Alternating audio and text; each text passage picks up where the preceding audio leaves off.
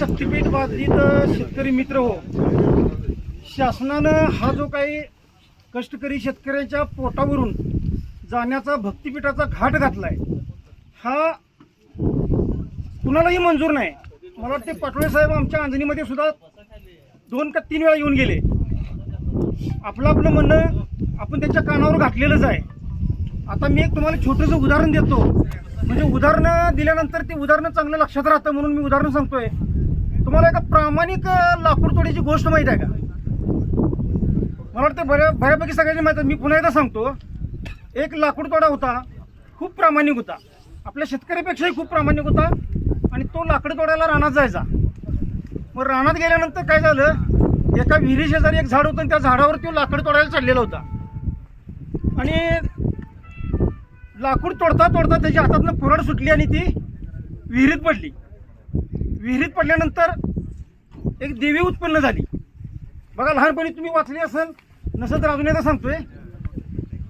मग देवी आली, हा रडायला लागला, कारण कुऱ्हाडीवर ह्याचं उपजीविका चाललेली होती. देवीने का रडायला लागलायस, तर हा म्हणला माझी कुऱ्हाड पडली आणि ती माझी कुऱ्हाड आल्याशिवाय माझं इथनं पुढे उपजीविका चालणार नाही.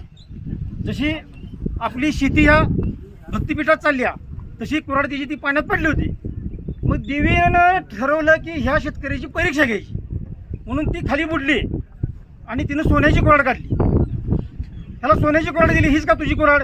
नाही ना देवी म्हणला, ही माझी कुऱ्हाड नव्ह, माझी कुऱ्हाड लोखंडाची होती. पुन्हा देवी बुडली आणि देवीनं चांदीची कुऱ्हाड काढली. हीच का तुझी कुऱ्हाड?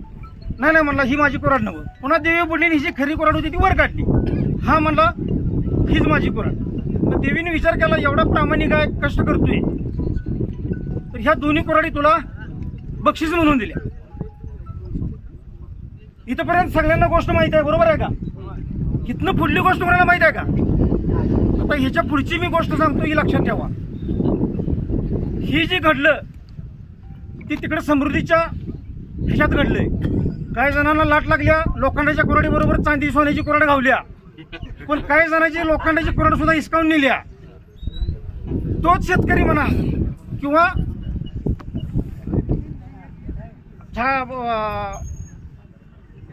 लाकूड तोडायला गेल्यानंतर तो तिची बायकोला घेऊन गेला. बायकोला धुणं धुवायचं